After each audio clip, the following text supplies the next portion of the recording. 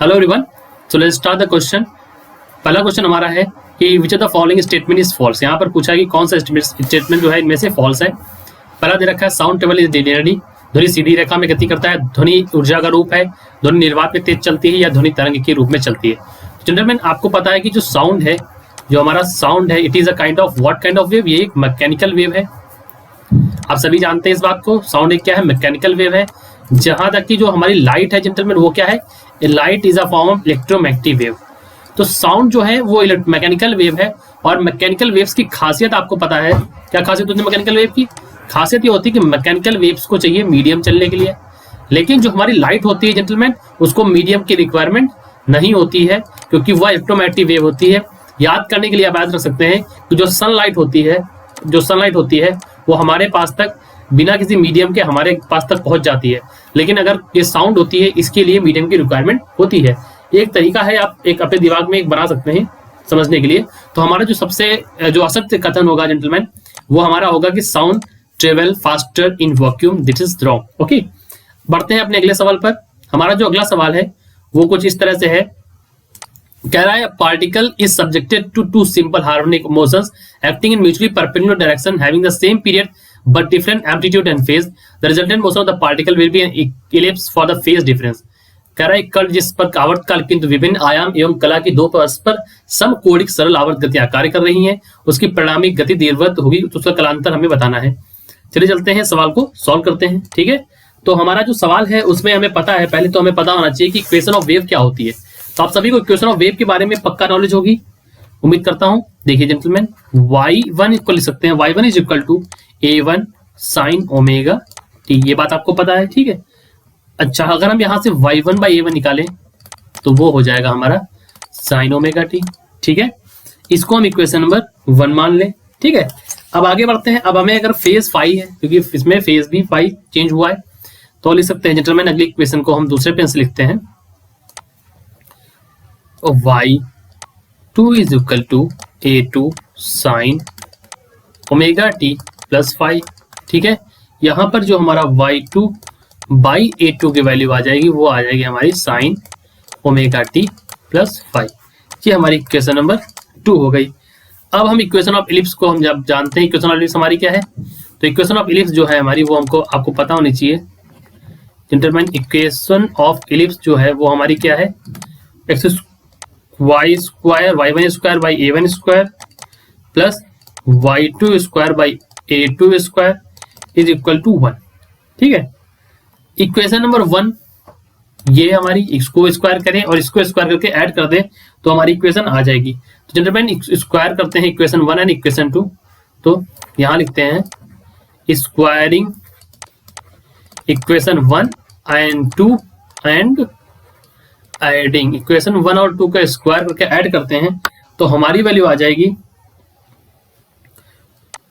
y1 square by a1 square plus y2 square a2 square की value आ जाएगी sine square omega t plus sine square omega t plus five that is equal to 1।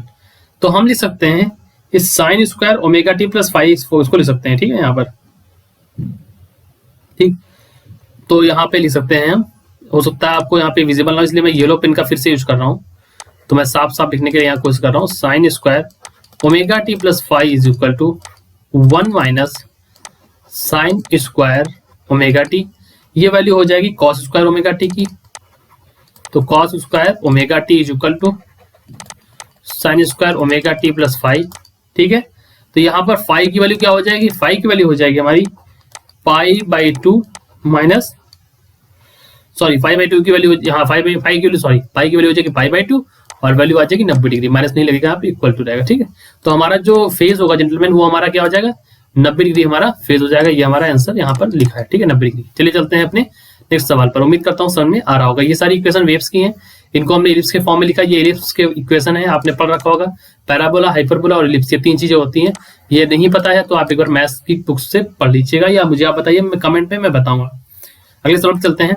अगला सवाल कहता है the phase of displacement. अगला सवाल कहता है gentleman the phase of the displacement of a forced mechanical oscillator, उसको कैसे निकालेंगे। तो इन्होंने 4 ऑप्शन दे रखे हैं lags the driving force by pi by two plus theta, lags the driving force pi by two minus theta, leads the driving force pi by two minus theta और leads the driving force pi by two plus theta. हमारे पास theta जो है उसकी value इधर रखी है tan x by are, ठीक है, tan इनवर्स। यहाँ पे x मैकेनिकल रिएक्टेंस है और x हमारा प्रतिघात या डैम्पिंग कांस्टेंट है, r हमारा मंदन नियतांक है, ठीक है। चलिए चलते हैं, इसको सॉल्व करते हैं, ठीक है। चलिए तो देखिए जेंटलमैन, जो फेज डिफरेंस होता है बिटवीन ड्राइविंग फोर्स, यहाँ लिख देता हूं मैं, द फेज डिफरेंस,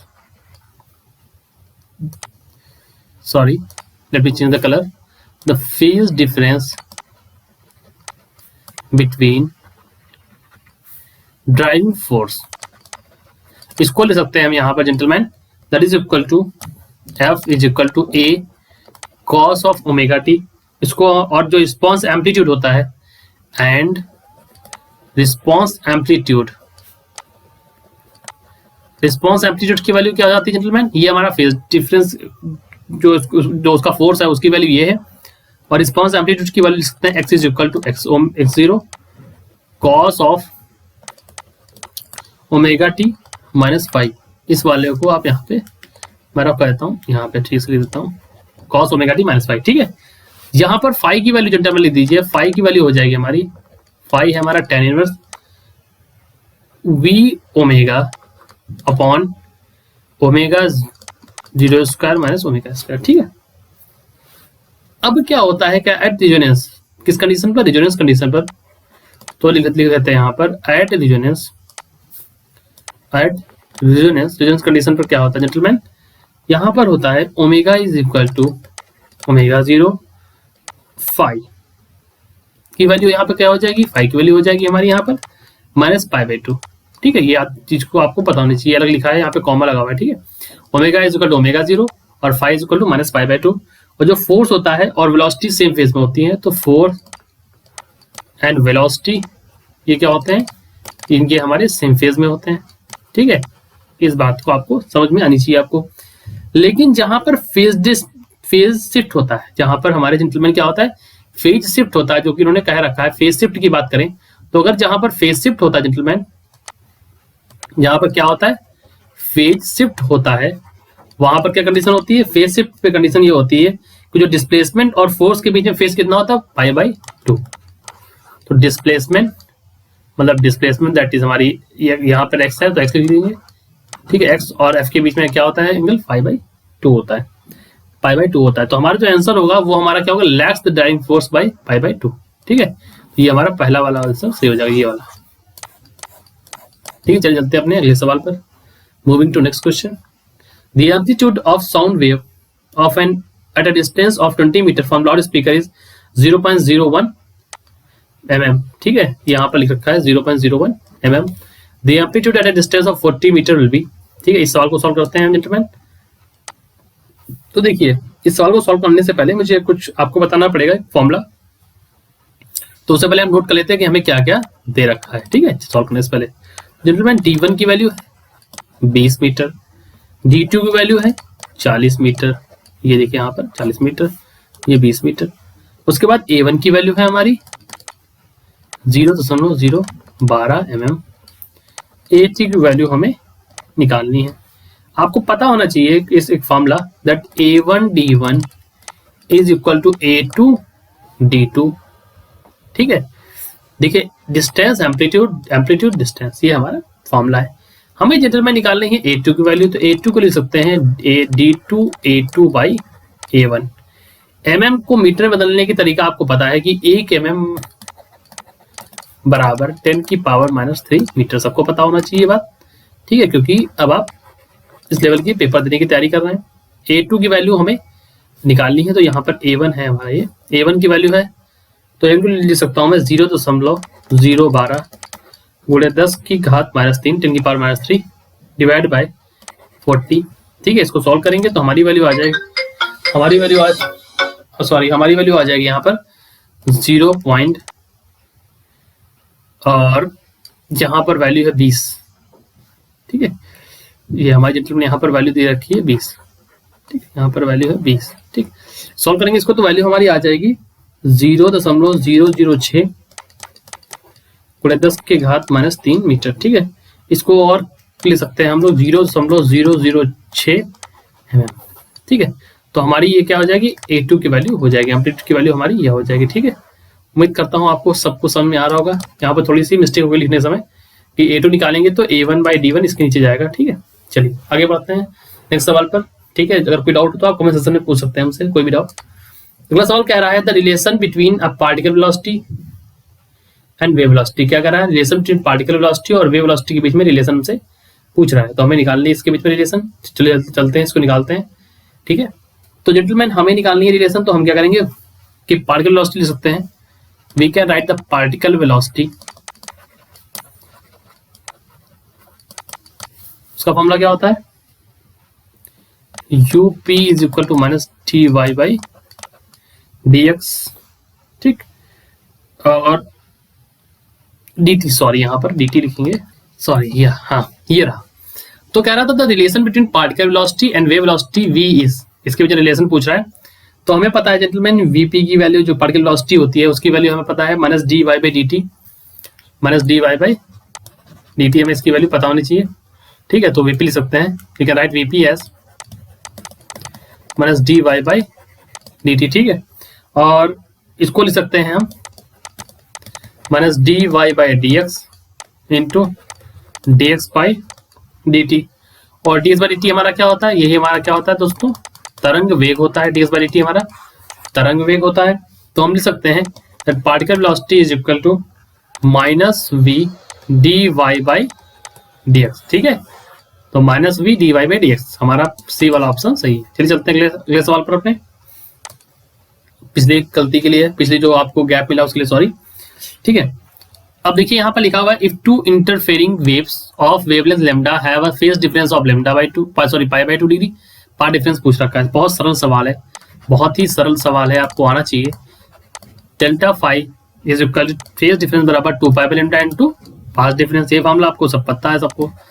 π/2 वैल्यू इसकी दे रखी है, 2π/λ इसकी है, ठीक है। और डेल्टा एस की वैल्यू निकालनी है, सॉल्व करेंगे तो डेल्टा एस की वैल्यू आ जाएगी आपकी λ/4, ठीक है। तो ये हमारा आंसर हो गया ए पार्ट।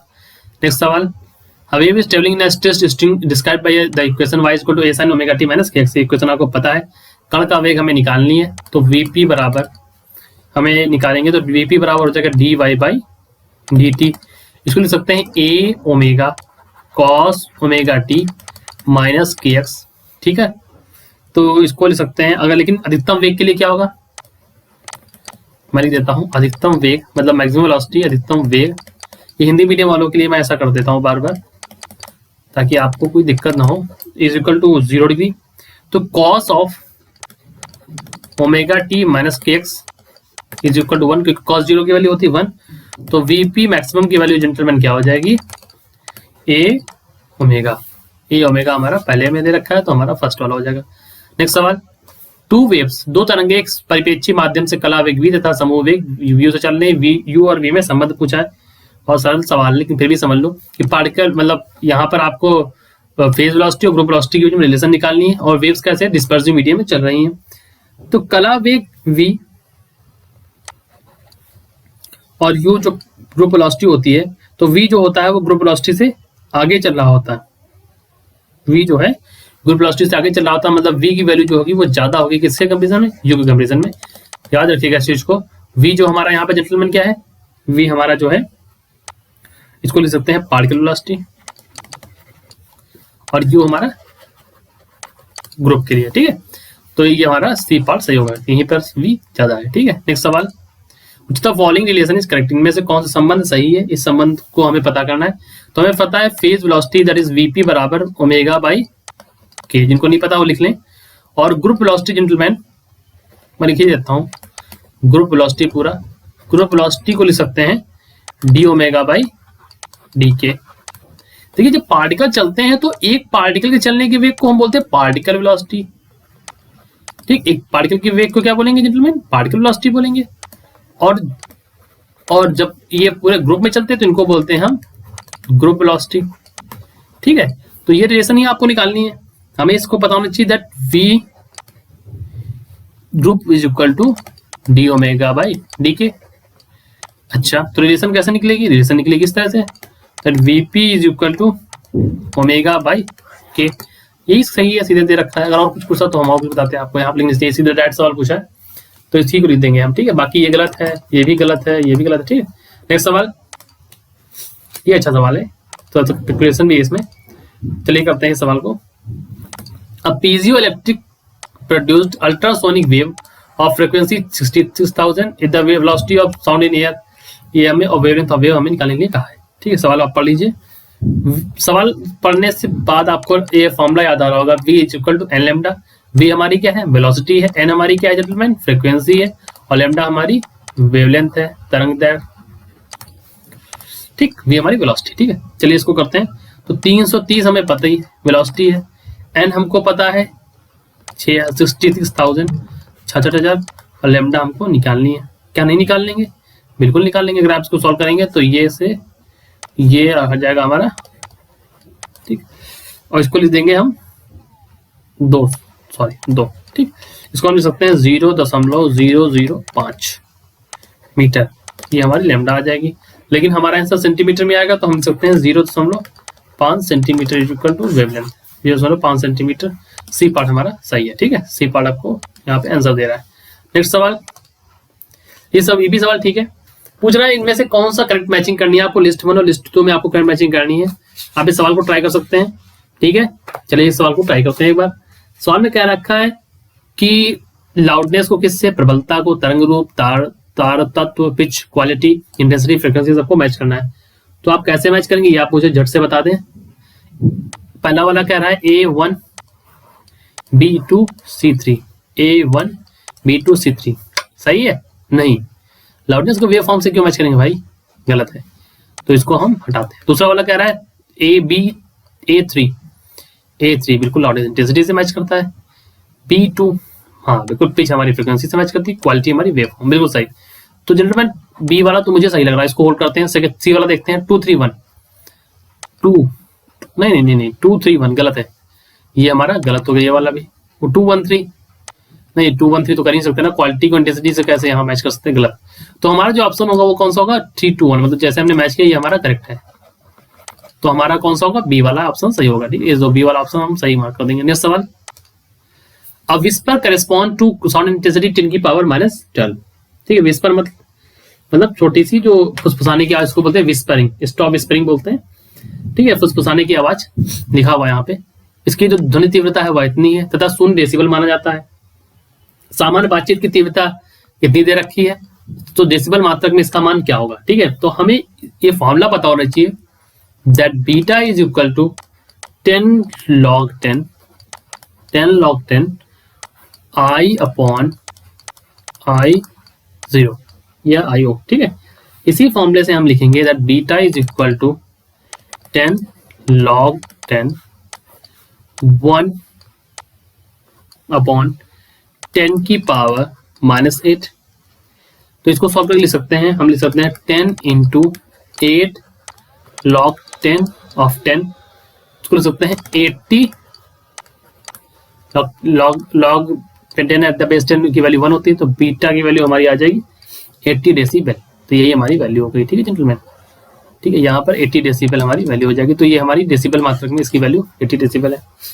समझ में नहीं आया तो फिर आप पूछ सकते हैं, देखो बहुत ज़्यादा कोई कठिन सवाल था नहीं, ठीक है। यहाँ पर सीधे सीधे रखा तो मैंने इसको सीधा यूज किया, क्योंकि देखो इसी का यूज करना है आपको, सामान्य बातचीत पे ही निकालना है, ठीक है। तो इसी का यूज किया मैंने। नेक्स्ट सवाल कह रहे हैं बैलिस्टिक गैल्वेनोमीटर, बैलिस्टिक मिसाइल्स भी होती है, आपको पता होगा। तो चलिए यहाँ हमारा अलग सवाल है। एक बैलिस्टिक गैल्वेनोमीटर में the first throw is 20 centimetre, after 10 complete oscillation it is reduced to 2 centimetre, इस time is this logarithmic lambda will be equal to this. हमें निकालना है लैम्डा की वैल्यू। लॉगरिथमिक की बात करते तो हमारा फॉर्मूला होगा lambda is equal to 1 upon n log of x t upon x t plus n t, ठीक। इस वाले फॉर्मूले को हम यूज करेंगे। तो जेंटलमैन लैम्डा की वैल्यू हमारी आ जाएगी वो 1/10 log ऑफ बेस 10 पे लॉग है हमारा, बेस 10 पे ले रहा है, ठीक है। लॉग बेस 10 पर होता है। यहाँ पर वैल्यू हमें पता ही है कि क्या है, 20 फर्स्ट थ्रो में दे रखी 20 सेंटीमीटर, तो यही हमारी दूरी हो जाएगी। और उसके बाद दे रखा है दो बन जाती है, ठीक है, रिड्यूस करके तो 2 हो जाती है। तो इसको लिख सकते हैं 1/10 log 10, इसकी वैल्यू हमें पता ही है, log 10 एट द बेस 10 की वैल्यू मतलब सेम बेस पे है ना दोनों चाहिए, तो 1 हो जाती है। तो लेमडा की वैल्यू हो जाएगी 1/10। तो लेमडा की वैल्यू 1/10 को लिख सकते हैं 0.1 सेकेंड इनवर्स, ठीक है। तो हमारे वैल्यू हो जाएगी बी पार्ट 0.1 सेकेंड इनवर्स, ठीक है। तो बी पार्ट हमारा आंसर हो गया, ठीक है। नेक्स्ट सवाल चलते हैं। ये फॉर्मूले हैं, या आपको पता नहीं है तो फिर इस फॉर्मूले को याद कर लीजिए। कैसे याद रखेंगे तो फिर से बता देता हूँ एक बार, देखिए।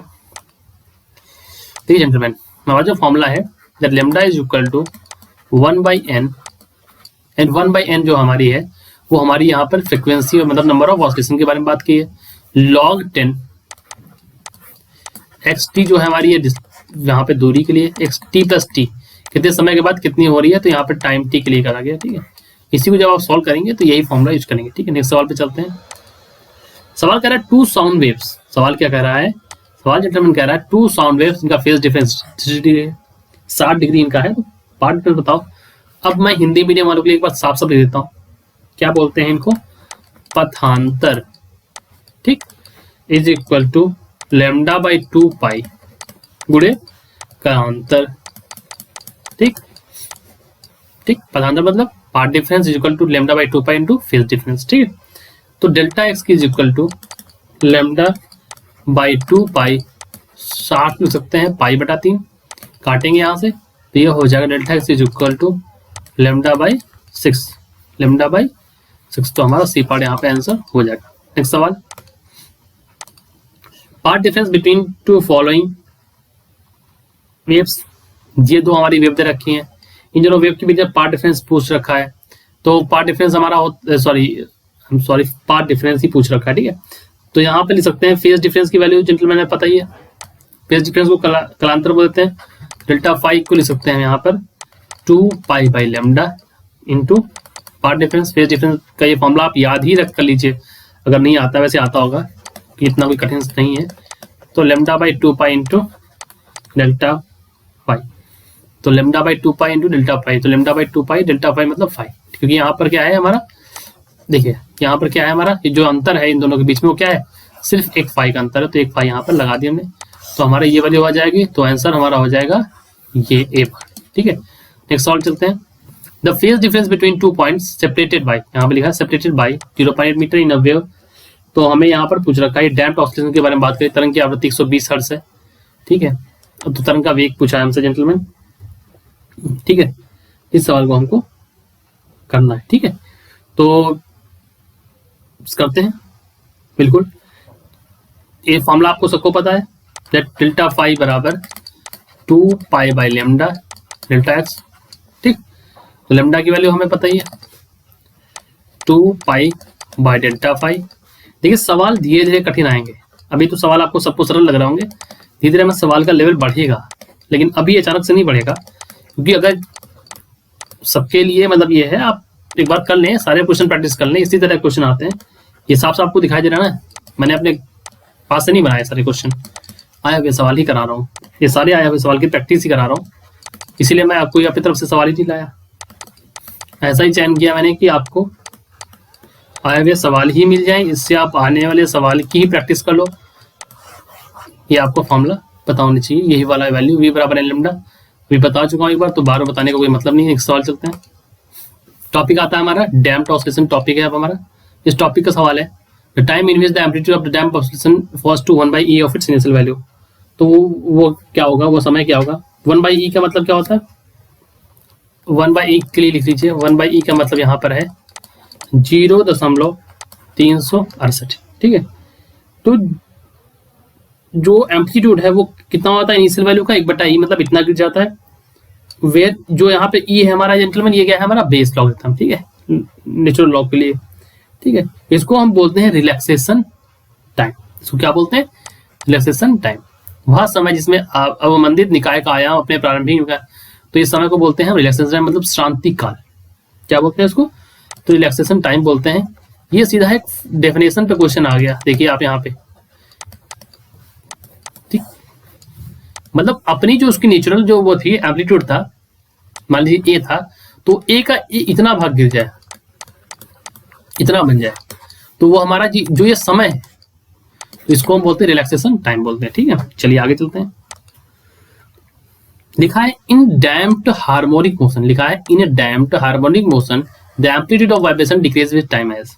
ठीक है, तो अब क्योंकि हार्मोनिक मोशन किस तरह का है, डैम्प्ड है, तो जनरल में पहले आप जान लीजिए कि डैम्प्ड शब्द का मतलब क्या होता है, क्योंकि अंग्रेजी में लिखा है इस वजह से मैं बता दूं। देखो डैम्प्ड हार्मोनिक मोशन वह होता है जिसमें कि फ्रीक्वेंसी लगा, ये देखिए हम सॉरी एम्पलीट्यूड हमारा लगातार गिरता रहता है। ये देखिए ये हमारा क्या है जनरल, डैम्प्ड है। ये हार्मोनिक मोशन के प्रकार होते हैं, एक नेचुरल होता है, एक डैम्प्ड होता है। ठीक है, एक हमारा फोर्स्ड होता है। तीन प्रकार के होते हैं हार्मोनिक मोशन। एसएचएम जब आप पढ़ेंगे तो तीन प्रकार के हार्मोनिक मोशन होते हैं। पहला होता है फोर्स्ड, फिर होता है फ्री, और एक होता है डैम्प्ड। फोर्स वह है जिसमें लगातार बल लगाते रहें, फ्री वह है जो अपनी नेचुरल फ्रीक्वेंसी से वाइब्रेट करता रहे इस तरह से। ठीक, और जो डैम्प्ड है उसमें क्या होती है कि उसका एम्पलीट्यूड एनर्जी जो वो घटती रहती है। तो जनरल इसमें भी घटती है, फोर्स्ड में भी घटती, लेकिन इसकी एनर्जी कांस्टेंट रहती है। देखिए इसमें एनर्जी जो उसकी रहेगी क्या रहेगी, मेंटेन रहेगी, कांस्टेंट रहेगी। और जो डैम्प्ड होगा उसमें एनर्जी भी गिरेगी और एम्पलीट्यूड भी गिरेगा। बस इस बात को आप याद रखिएगा कि इसमें एनर्जी एम्पलीट्यूड दोनों गिर जाती हैं, लेकिन इसमें एम्पलीट्यूड तो गिरेगा। फोर्स्ड वाले में एम्पलीट्यूड तो गिरेगा, लेकिन हमारी एनर्जी नहीं गिरेगी। तो आपके लिए दूसरा पेन का प्रयोग कर लेता हूं मैं, पीला पेन। ये देखिए फोर्स्ड के लिए ये चीज लिख रखी मैंने, ठीक है, और जो डैम्प्ड के लिए वही चीज एम्पलीट्यूड गिरेगा। ठीक, चलिए तो इसको सॉल्व करते हैं। पहले तो यहाँ पर जो वैल्यू हो जाएगी ये हमें पता होना चाहिए, that A is equal to A0 e की पावर माइनस KT। मुझे लग रहा है येलो पेन ज्यादा समझ में आएगा आपको, यहाँ पर नेक्स्ट टाइम से येलो पेन का यूज करूंगा। तो एम्पलीट्यूड कितना डिक्रीज हो रहा है, e की पावर माइनस KT की फॉर्म में। तो हमारा जो आंसर हो जाएगा वो e की पावर माइनस KT हो जाएगा।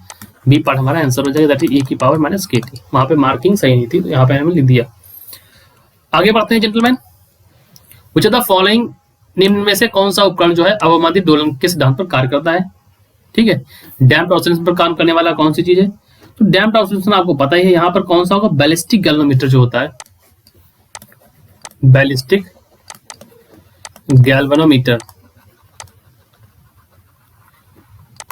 ये जो होता है हमारा, ये हमारा किस पे काम करता है, डैम्प्ड वाले पे। ठीक है, चलिए अब हमें कमेंट सेक्शन बताइएगा कि गैल्वेनोमीटर और एमएमीटर, मैं इसको कैपिटल लिख देता हूँ, गैल्वेनोमीटर और एमएमीटर क्या होते हैं और इनकी जरा बताइए मुझे यूजेस कमेंट सेक्शन में। नेक्स्ट सवाल, the energy of damped harmonic oscillator, यहाँ पे लिख रखा है the energy of damped harmonic oscillator के बारे में पूछ रहा है। तो ये वाला सवाल यहाँ पर, तो इसमें आपको पहला दे रखा है ये, दूसरा दे रखा है ये डिक्रीजेस, यहाँ पर डिक्रीज लिनियरली विद टाइम। आपको बताना है कौन सा सही है। ठीक है, तो फॉर्मूला लिखते हैं, येलो पेन से फिर उठाता हूँ क्योंकि येलो पेन ज्यादा क्लियरिटी दे रहा है यहाँ पर। ET इज इक्वल टू, ये जो फॉर्मूला होता है हमारा, इसलिए लिख लो आप इस फॉर्मूले को, 1/4 m A0 स्क्वायर, ये एम्पलीट्यूड के लिए, omega square angular frequency e की पावर माइनस 2 KT। ये किसके लिए है, डैम्प्ड हार्मोनिक ऑसिलेटर। तो लिख लो फॉर डैम्प्ड हार्मोनिक ऑसिलेटर के लिए हमारी एनर्जी की वैल्यू हमारी ये है। ठीक, तो यहाँ पर आप देख रहे हैं gentleman that E is equal to E0 e की पावर माइनस T/E।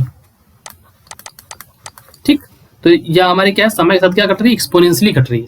क्या घट रही है, एक्सपोनेंशियल डिक्रीज है। तो लिख लीजिए यहाँ पर एक्सपोनेंशियल डिक्रीज। तो एक्सपोनेंशियल डिक्रीज का मतलब यहाँ पर हमारा आंसर क्या होगा जेंटलमैन, हमारा आंसर हो जाएगा यहाँ पर एक्सपोनेंशियल डिक्रीज मतलब C पार्ट।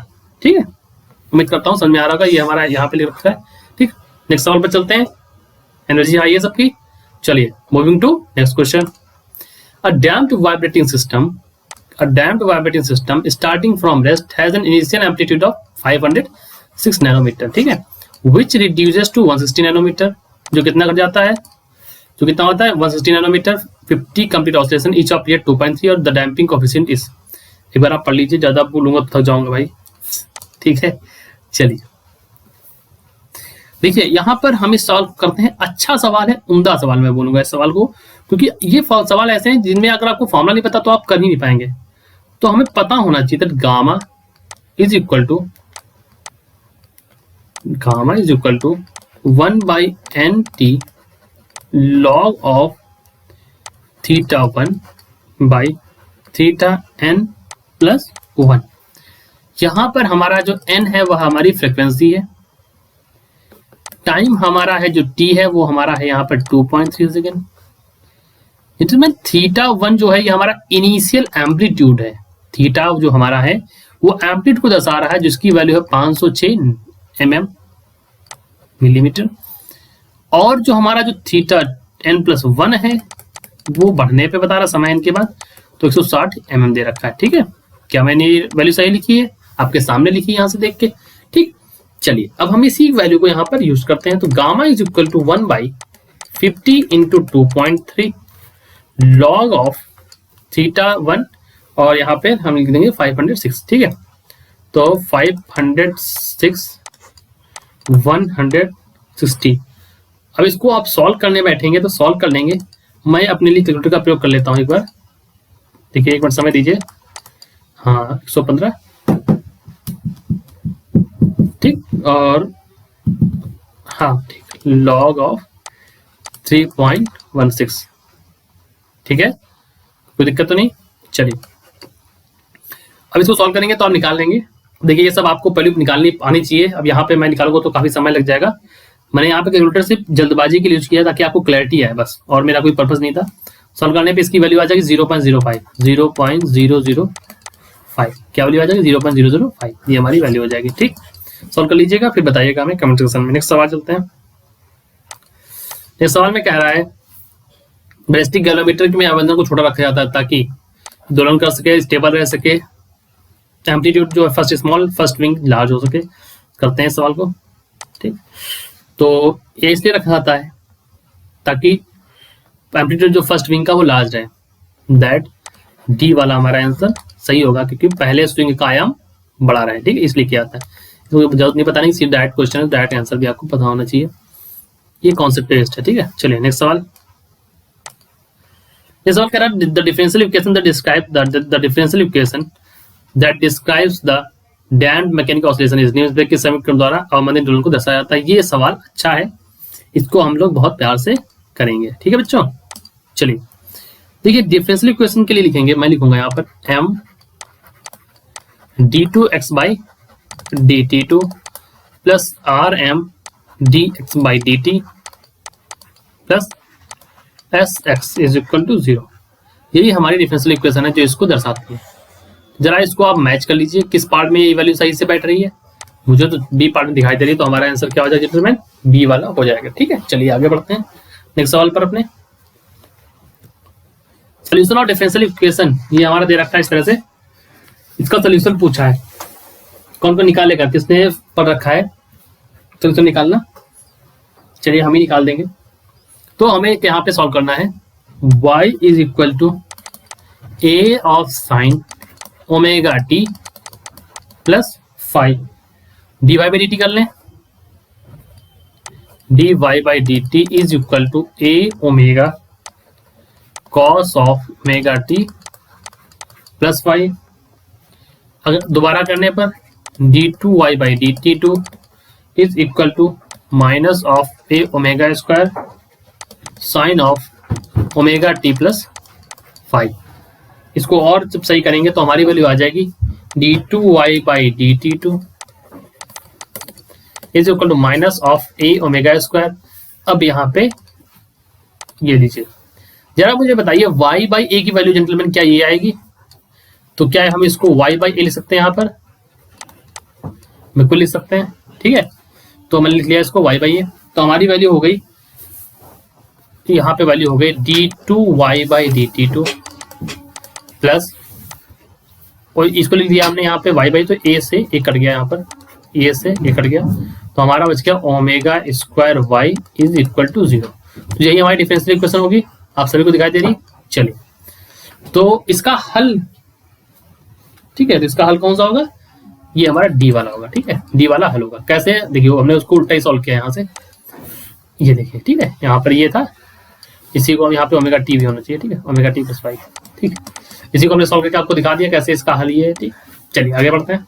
उल्टा ही कर सकते हैं भाई, इसको घुमा थोड़ी सकते हैं, उसके लिए बड़ा जाम लगेगा, फिर हमें जो आपका बीएससी वाला फॉर्मूला लगाना पड़ेगा। इससे बेटर है हम लोग इस तरह से कर लेते हैं। आगे नेक्स्ट सवाल, बहुत अच्छा सवाल आया है आपके लिए। A graph plotted between T square and M, T being period time, M being mass. Mass और प्योर टाइम के बीच में आपको ग्राफ ड्रॉ करना है जेंटलमैन। हमसे पूछ रखा है for a mass spring system with small damping is shown in figure. Mass spring system, तो पहले हमारे पास क्या है जेंटलमैन, मास स्प्रिंग सिस्टम है, इसी को हमें सॉल्व करना है। तो हम चलिए इसमें निकालते हैं पहले टाइम टी का वैल्यू क्या होती है। तो लिखते हैं टी की वैल्यू यहाँ पर, तो येलो पेन से लिखता हूं मैं, T is equal to 2 pi square root of capital M A rho G, ठीक है। और जो फोर्स कांस्टेंट होता है स्प्रिंग का, जिसको जो को के बोलते हैं, के हमारा क्या होता है जेंटलमैन, फोर्स कांस्टेंट होता है, उसकी वैल्यू होती है mg/l। क्योंकि हम जिस सिस्टम की बात कर रहे हैं वो हमारा क्या है, मास स्प्रिंग, बात समझे, मास और स्प्रिंग सिस्टम है हमारा, ठीक, उसके लिए। और ऑसिलेशन किसका है, कैसा है इसका, डैम्प्ड ऑसिलेशन है। किस प्रकार का ऑसिलेशन है, डैम्प्ड ऑसिलेशन है, ठीक। तो अगर हम इसको टी स्क्वायर लिखना चाहें तो क्या हम लिख सकते हैं, जरा आप लोग बताएंगे, मेरा साथ देंगे। T square is equal to 4 pi square M by A rho G, क्या लिख सकते हैं, ये बिल्कुल लिख सकते हैं। यहां पर a0 की जो है वैल्यू क्या है, m/3। Hair a0 represents m/3 of mass, ठीक। तो अब हमारा कौन सा सही हो गया यहाँ पे, आप बताइए जरा। यहाँ पर a0 की वैल्यू 1/3 के पास दिखा रही हो, ये देखिए हमारा, ठीक। ये वैल्यू हमारी क्या दर्शा रही है यहाँ पर, 1/3 ऑफ मास, ठीक है। ये वैल्यू, ये वाला ऑप्शन हमारा सही होगा, ठीक है। कैसे किया, ये दो फॉर्मूले हमें पता थे पहले से, तो हमने इनका यूज किया, ठीक। यहाँ पर a0 एम्पलीट्यूड के लिए यहाँ पे इसकी वैल्यू हमारी क्या आ गई है, m/3 मास का थर्ड, ठीक है। चलिए आगे बढ़ते हैं। अब ऐसे सवाल आपको आने चाहिए। नेक्स्ट सवाल चलते हैं, डाउट है तो पूछ दीजिए कमेंट सेक्शन में।